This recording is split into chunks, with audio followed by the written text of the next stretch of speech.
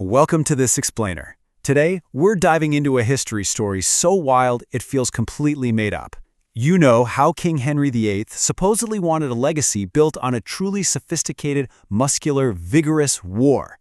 Well, imagine fighting a war with those exact high stakes, but over croissants. Yeah, literally, over baked goods. It sounds absolutely ridiculous, but history actually delivered exactly this kind of conflict. Okay, let's just jump right into this.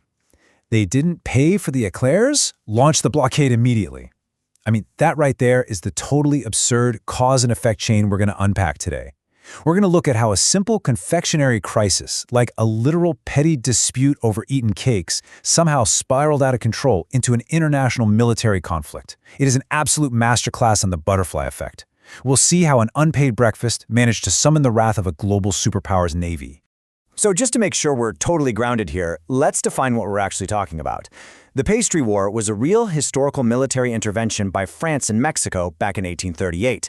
And yes, it was sparked entirely, 100%, by a baker's demand for damages over eaten cakes. For the rest of this explainer, we're going to trace exactly how unchecked egos, chaotic politics, and a total lack of communication escalated some minor, sugary property damage into absolute national ruin. But to really understand how a pastry dispute could trigger a literal war, we have to rewind a bit and look at Mexico in 1828. The country had just come out of decades of grueling civil war. You had military generals constantly having these skirmishes, basically a little ding-dong over who should actually rule the country. So the place was incredibly unstable, the economy was a complete mess, and national leaders were changing constantly. And you know, this specific context of the 1820s is absolutely crucial. When a country is in a constant state of revolution and leadership upheaval, it creates a deeply volatile environment. A major, really unfortunate side effect of this was that foreigners living in Mexico at the time routinely had their property looted or outright destroyed by rioting soldiers. This constant destruction made everyone feel, well, bitterly spiteful. The atmosphere was incredibly tense. It was perfectly primed and just waiting for an escalating incident. This highly volatile environment is exactly where our inciting incident happens. Enter Monsieur Remontel. He's a French pastry chef who runs a little shop in Tacubaya, a suburb of Mexico City. One afternoon in 1828, a group of Mexican officers just barged right into his shop. And they didn't just casually sample a few cookies. Oh no. According to the accounts, these guys devoured every single pastry in the building and then just walked right out. Naturally, Remontel was furious. He demanded to know who they were and why they didn't pay for his mille-feuille, but the officers' attitude? Completely dismissive. They brushed him off with practically cartoonish disrespect. One of them essentially said something like, "Sorry, can't hear you. I'm busy having a costume party in my stomach." It really highlights their blatant disregard for his livelihood. They honestly didn't care at all. So Remontel goes straight to the Mexican government demanding compensation. But okay, the math here is just staggering. The actual total value of his entire shop was maybe about 1,000 pesos, yet Remontel demanded an astronomical 60,000 pesos. That is 60 times the value. He was furiously trying to use this incident to secure free money like a crazy person, just asking for a massive, completely unjustified payout. You can probably guess how the Mexican government reacted. They took one look at this baker, demanding 60 times the value of his business over some eaten cookies, and flatly ignored him. Their response was essentially "Quisius my butius." They issued an immediate dismissal, acting with total disrespect, and assumed this ridiculous dispute was closed and would never come up again. Well, it wasn't closed forever.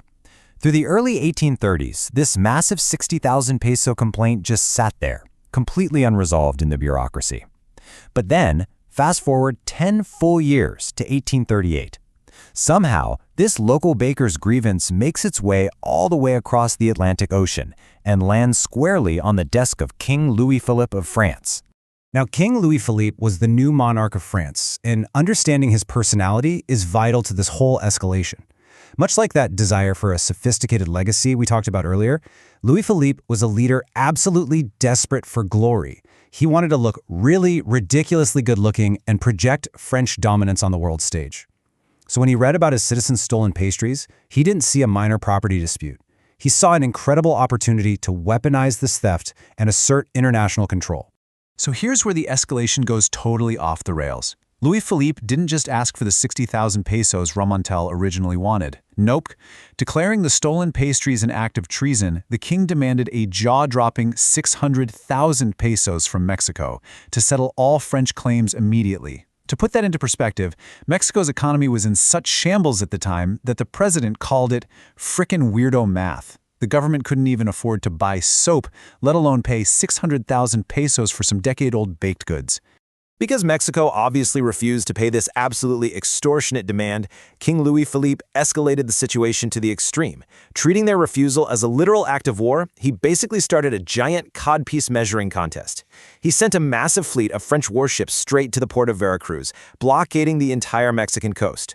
Over pastries! I mean, you literally can't make this up. So now Mexico was in really deep trouble. They were facing the full might of the French Navy. Their coast was blockaded, their economy was being strangled, and they were staring down this totally avoidable, absurdly escalated crisis. They desperately needed a hero to defend the nation. But seriously, who could possibly step up to fight off the French in the name of confectionery defense?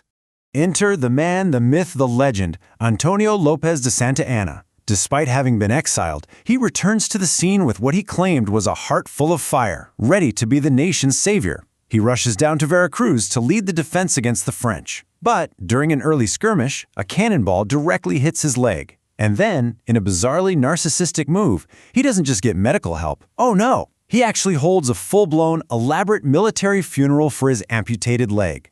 We actually have an amazing historical insight into Santa Anna's mindset during all of this. Weeping over his lost limb, he famously proclaimed it was a fine leg, a tenacious leg, a muscular leg. According to accounts from the time, he claimed he wasn't actually crying, but just that sometimes when he got sad, water comes out of his eyes. So just picture this for a second. There is a literal naval war raging around them over a baker's cakes, and Mexico's returning hero is busy throwing a military funeral for his own leg. The war dragged on for months, until the resolution proved to be just as profoundly silly as the start.